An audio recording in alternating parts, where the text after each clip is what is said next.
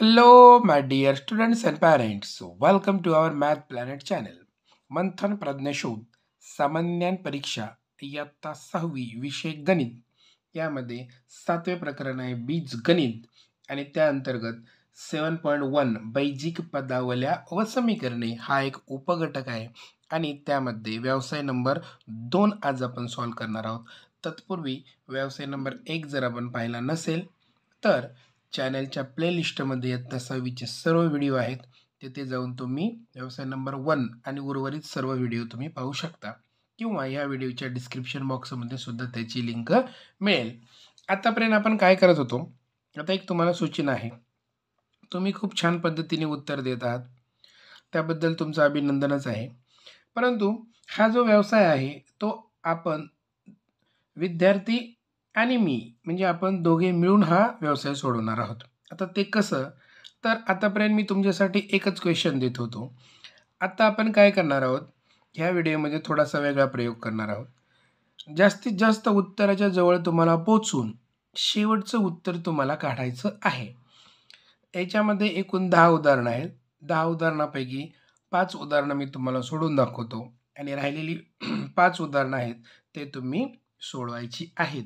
हे करत असताना तुम्ही कमेंट बॉक्समध्ये त्या उत्तराचं नेहमीप्रमाणे ऑप्शन टाकायचं आहे, तुमचं नाव लिहायचं आहे आणि आत्ता तुम्ही थोडीशी कमेंट वाढवायची, तुमच्या शाळेचं नाव लिहायचं आहे. मला पाहायचं आहे की बघूया कोणत्या शाळेची मुलं जास्त हुशार आहेत आणि जास्तीत जास्त उत्तरं देत आहेत. चला तर आपण सुरुवात करूया. व्यवसाय नंबर 2 पहा, येथे पहिला प्रश्न आहे. A is equal to 4.5, B is equal to 2.3 आणि C इज इक्वल टू 1.7. तर 4A minus 3B plus C ची किंमत किती? आता सर्व किमती दिलेल्या आहेत आणि त्या किमती फक्त याच्यामध्ये टाकायच्या आहेत.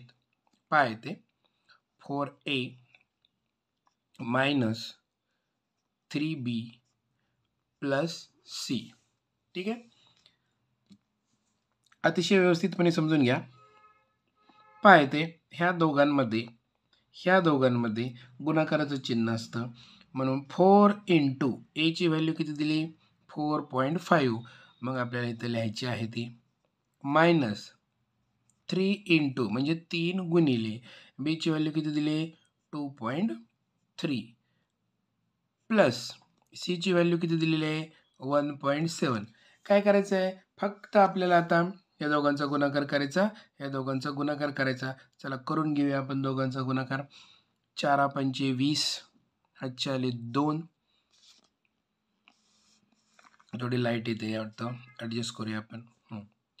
4 चोक 16 आणि हे 17 18 म्हणजे उत्तर आलेले 18 आणि हा एक पॉईंट म्हणजे 18.0 म्हणजेच 18 वजा यांचा गुणाकार 3 त्रिक 9, 3 दुने 6 आणि मध्ये एक पॉईंट प्लस 1.7. आता काय करायचं आपल्याला 18 मधून 6.9 वजा करायचे आहेत. आपण आडवं जरी येत असलं तरी सर्व प्रकारच्या मुलांचा विचार करूया. 18 मायनस 6.9. आता बघा इथं 10 मधून 9 गेले, राहिले 1 पॉईंट, हातचा आला 1. 8 मधून 7 गेले, खाली राहिले 1 आणि हा 1 तसाच 11.1 म्हणजे यांची वजाबाकी किती आलेली आपली 11.1 म्हणजेच 11.1 प्लस हा 1.7 त्याच्यामध्ये मिसळायचा आहे आणि ह्या दोघांची बेरीज करायची आहे. पहा येते 11.1 प्लस 1.7. ठीक आहे, आता तुम्ही काय करायचं आहे, ह्या दोघांची फक्त बेरीज करायची आहे आणि जे उत्तर येईल त्याचा ऑप्शन कमेंट बॉक्समध्ये टाकायचा आहे. जास्तीत जास्त तुम्हाला काम द्यायचा आपण प्रयत्न करूया. चला, आणि त्याचा ऑप्शन तुम्ही टाकून त्याच्यासमोर मी सांगितलेलं आहे त्या पद्धतीने सूचना लिहायच्या आहेत, तुमचं नाव आणि शाळेचं नाव. चला, पहिला प्रश्न झालेला आहे. आता आपण दुसरा प्रश्न सॉल्व करूया. पहा येते दुसरा प्रश्न आहे 5x cube plus 4x square y minus 3xy square plus 6y cube मधून ही पूर्ण राशी वजा करायची आहे. ही वजाबाकी केल्यास वजाबाकी किती येईल असा आपला प्रश्न आहे. चला आपण पहिली जी राशी दिलेली आहे ती लिहूया. 5x³ plus 4x² y minus 3xy² plus 6y³. आता ह्याच्यामधून काय करायचं आपल्याला, ही राशी वजा करायची आहे. आता एक काम करायचं तुम्ही, जे स्वरूप पदे आहेत म्हणजेच जे सेम पद आहेत अक्षरांची म्हणजे x घन, मग x घनवालाच पद आपल्याला तिथे लिहायचं आहे. हे लक्षात ठेवा आपल्याला. म्हणजे त्याच्या खाली तीच पदं घ्यायची. पहा इथे काय प्लस 6x³ म्हणजेच ह्या x³ वालच इथं लिहायचं आहे, ते आहे प्लस. आता वजाबाकी करताना चिन्ह चेंज करावं लागतं, त्याच्यामुळे आपण डायरेक्ट चिन्ह चेंज करूनच त्याला लिहूया. म्हणजे इथं काय येईल मायनस. ठीक आहे, वजाबाकी करताना चिन्ह चेंज करावं लागतं, हे लक्षात घ्या. आता इथं काय x²y, मग x² y वालाच कुठे आहे तर तो इथे आहे. हा प्लस आहे, आपण लिहिताना त्याला डायरेक्ट मायनस लिहूया. पुन्हा सांगतो, वजाबाकी करताना दुसऱ्या राशीची चिन्ह चेंज करावी लागतात. आता इथे बघा xy² म्हणजेच xy² असा कुठं आहे तर तो इथं आहे. हा मायनस आहे तर आपण इथं त्याला प्लस करूया. ठीक आहे. आता पुढे काय y³ वाला, तो y³ वाला काय 5y³ हा प्लस आहे, तो आपल्याला काय करायला लागेल इथं मायनस करून लिहायला लागणार आहे. आता किती सोपं झालं बघा. पहा इथे आता काय करायचं आपल्याला, फक्त यांची वजाबाकी करायची. बघा 5तून 6 जात नाही, 6तून 5 गेले, खाली राहिला 1 आणि हे मोठ्याचं चिन्ह दिलं वजा x³ तसंच लिहायचं. 4मधून 4 गेले 0 म्हणजे पूर्ण राशी 0 होणार आहे. 3मधून 3 गेले 0, विरुद्ध चिन्ह असेल तर बेरीज किंवा वजाबाकी हे काय होते 0 होऊन जातं, म्हणजे हे पण 0 येणार आहे. पुढे काय बघा 6 वजा 5 किती राहिले 1, मोठ्याचं चिन्ह प्लस y³. आता बघा इथं प्लसचं चिन्ह येईल कारण मोठ्याचं चिन्ह. आता आपण एक काय लिहित नाहीये, त्याच्यामुळे एकाला आपण खोडून टाकलं. मग काय राहिलं बघा मायनस x³ प्लस y³ असं आपलं उत्तर आलेलं आहे. आता हे उत्तर आपण आधी प्लसवालं पण घेऊ शकतो आणि नंतर मायनसवालं टाकलं तरी चालतील. बघा अशा या पद्धतीने उत्तर आहे का शोधूया. नसेल तर प्लसची टर्म आधी घ्यायची आणि ही मायनसची टर्म नंतर घ्यायची, म्हणजे एक तर असं उत्तर असेल किंवा असं उत्तर असेल. चला कसं उत्तर आहे आपण शोधूया. पहा y³ मायनस x³ अशा पद्धतीने उत्तर आहे, म्हणजे दुसऱ्याचं उत्तर option number 3 is the right answer. इथं थोडंसं चिन्हांचा तुमचा गोंधळ होऊ नये म्हणून मी हे उदाहरण तुम्हाला सोडून दाखवलेलं आहे. चला पुढचं उदाहरण आपण पाहूया. पहा येते a is equal to 2, b is equal to 1, c is equal to -2. तर 2 into a plus b minus c is equal to किती. काय करायचं आहे, हा 2 तसाच्या तसा लिहायचा. कंसामध्ये a ची व्हॅल्यू किती दिली आपल्याला बघा इथं 2 टाकून दिली, प्लस b ची व्हॅल्यू किती 1 ती पण पुटअप केली. इथे आहे मायनस आणि c ची व्हॅल्यू किती आहे -2. दोनदा मायनस आल्यामुळे आपण काय केलेलं आहे त्याला कंस दिलेला आहे. आता कधीही आपल्याला कंस आधी सोडावा लागतो. याच्यामध्ये गुणाकाराचं चिन्ह असतं 2 गुणिले 2 आणि 1 किती होतात 3. हे मायनस जर असेल कंसाच्या बाहेर तर आतलं चिन्ह चेंज होतं, त्याच्यामुळे इथं काय येणार आहे +2 येणार आहे. आता तुम्ही काय करायचं आहे, ह्या दोघांचा गुणाकार करायचा आणि त्याच्यामध्ये 2 मिळवायचं. आता हे तुम्ही 6वीला आहात त्याच्यामुळे हे तुमच्याकडून उत्तर अपेक्षित आहे. बेत्रिक करायचं आणि ते जे उत्तर येईल त्याच्यामध्ये 2 मिळवायचे आणि त्याचं जे उत्तर येईल त्याचा ऑप्शन तुम्ही कमेंट बॉक्समध्ये टाकायचा आहे. तुमचं नाव आणि शाळेचं नाव लिहायचं आहे. पुन्हा आता सांगण्याची गरज नाही आहे. चला व्यवस्थित पाहून घ्या उत्तर कसं काढायचं आहे. ओके ठीक आहे. चला आता आपण पुढचा प्रश्न पाहूया. चौथा जो प्रश्न आहे तो अतिशय सोपा आहे बघा. कंसाच्या बाहेर मायनस दिले आणि 3x + 5y शी बरोबरी असलेली खालीलपैकी राशी कोणती? फक्त हे चिन्ह चेंज करून घ्यायचं आहे. कंसाच्या बाहेर मायनस असेल तर आतली सगळी चिन्ह चेंज होतात. इतकं ते सोपं आहे. म्हणजे हा जो 3x आहे तो काय प्लस आहे तो मायनस होईल. ह्या प्लस चिन्हाचं मायनस चिन्ह होईल आणि उत्तर काय येणार आहे? -3x - 5y. तर चौथ्याचं उत्तर option number 1 is the right answer. त्याच्यावर जास्त एनर्जी घालवायची काही गरज नाही आहे. जे पाचवं जे समीकरण आहे पहा, थोडं पेज ॲडजस्ट करूया. पाचवं जे समीकरण आहे हे सुद्धा तुम्ही सोडवायचं आहे. बघा 6x + 5 = 29. ओके, मग काय करायचा? 5ला इकडे पाठवायचा. 6x = 29. हा प्लस आहे, इकडे होऊन काय होईल तो मायनस होणार आहे. सो 6x = 29 मधून जर 5 घालवले म्हणजेच 29 मधून जर 5 गेले तर 24 राहतात. मग तुम्ही काय करायचं आहे? हा 6 गुणिले आहे, इकडे जाऊन तो काय होणार आहे? भागिले होणार आहे. म्हणजे 24/6 करायचं आहे आणि जे उत्तर येईल ती एक्सची व्हॅल्यू असेल आणि ती जी व्हॅल्यू आलेली आहे त्याचा ऑप्शन तुम्ही कमेंट बॉक्समध्ये टाकायचा आहे. आधीच सांगितलेलं आहे मी की ह्या व्हिडिओमध्ये तुम्हाला जास्त काम आहे, परंतु मला पण तुम्ही व्हिडिओ कसे छानपैकी बघतात आणि तुमचं कॅल्क्युलेशन कसं आहे हे कळण्यासाठी आपण हा प्रयोग करत आहोत. चला, 5व्या प्रश्नाचं उत्तर सुद्धा तुम्ही टाकायचं आहे. आता 6वा प्रश्न आहे. 6वा प्रश्न आपण सोडवूया.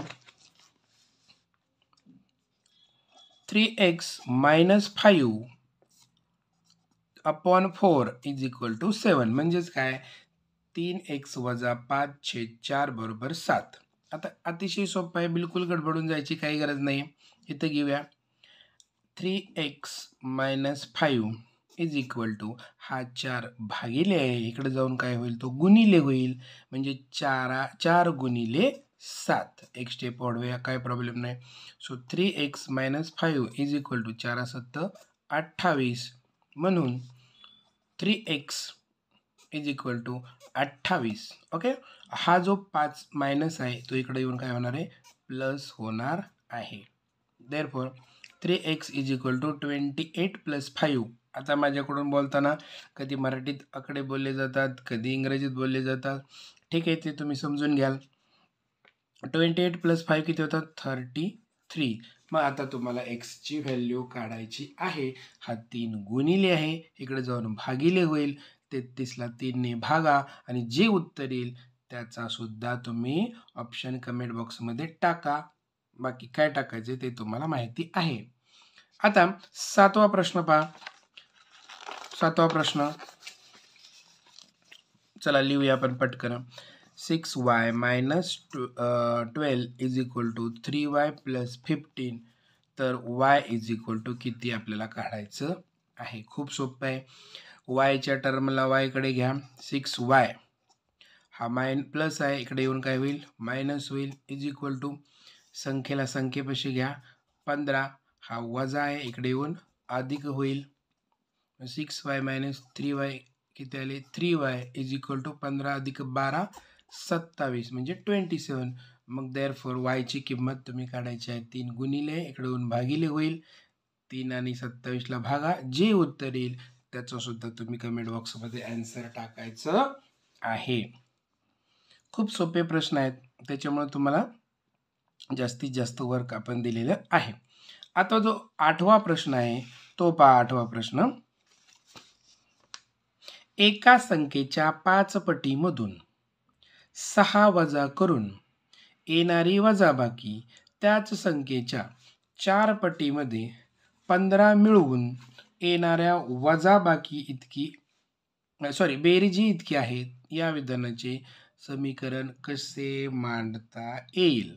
आता काय बघा, एका संख्येच्या म्हणजे ती संख्या आपण x मानूया, कारण उदाहरणामध्ये जे ऑप्शन आहेत त्याच्यामध्ये x मानलेलं आहे. एका संख्येच्या 5 पटीमधून म्हणजे त्याला 5 ने गुणून 6 वजा करून वजा 6 येणारी वजाबाकी = जी काय वजाबाकी येईल ती त्याच संख्येच्या 4 पटीमधून तीच संख्या काय म्हणली आपण? x. फक्त तिची काय करायची आता?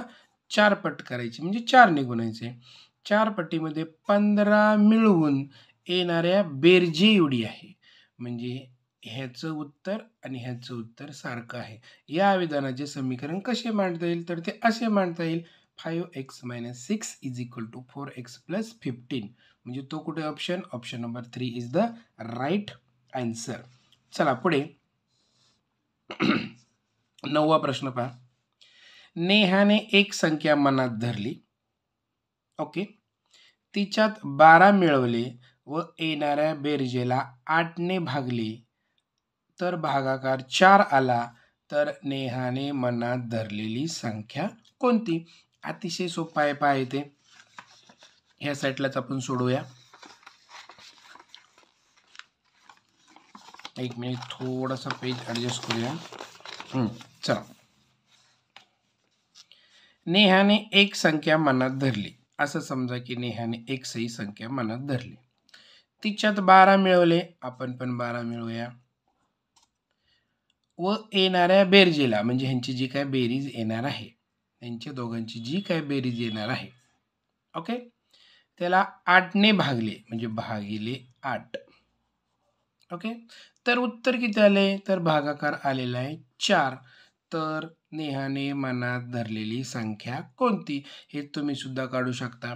चला तुमच्यासाठी देऊया उत्तरापर्यंत पोहोचून. x + 12 हे 8 भागिले आहेत, इकडे जाऊन काय होतील? गुणिले होतील. 4 × 8 x + 12 बरोबर 4 × 8 = 32 झालेले आहेत. म्हणून x बरोबर हे जे 12 आहेत ते 32 मधून काय करायचे? वजा करायचे. कारण इथं प्लस आहे, तिकडे जाऊन ते मायनस होणार आहेत. म्हणून 32 - 12 करायचे. जे उत्तर येईल ते उत्तर तुम्ही कमेंट बॉक्समध्ये टाकायचं आहे. आता 10वा प्रश्न हा नेहमीप्रमाणे तुमच्यासाठी असतो, परंतु आपण तुम्हाला इथं बऱ्यापैकी वर्क दिलेलं आहे आणि मला पाहते 7x - 6 = 15. तर 4x/3 = किती? म्हणजे 4x/3 बरोबर किती? ओके. आता काय करायचं? सोडून घ्यायचं पटकन. बघा 7x बरोबर 15 हे वजा आहे, इकडे जाऊन काय होतील? अधिक होतील. झाले 6. म्हणून 7x बरोबर 15 आणि 6 21. मग ह्याच्यावरून तुम्ही काय करायचे? एक्सची व्हॅल्यू काढायची आहे. ह्या 7 ने 21ला भागून एक्सची व्हॅल्यू येणार आहे आणि जी एक्सची व्हॅल्यू येणार आहे ती इथं गुणिले करून टाकायची आहे आणि छेद 3 करायचं आहे. जे काय व्हॅल्यू उत्तर येईल ते उत्तर इथं टाकायचं आहे.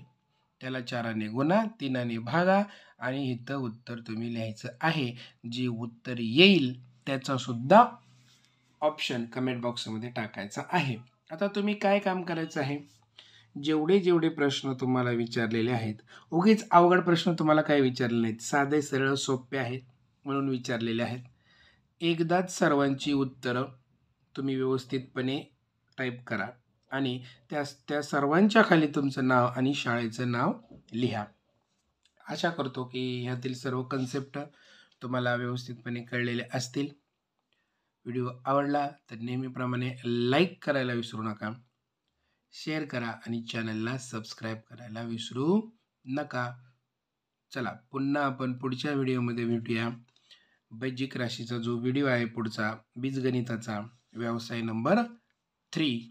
तोपर्यंत धन्यवाद.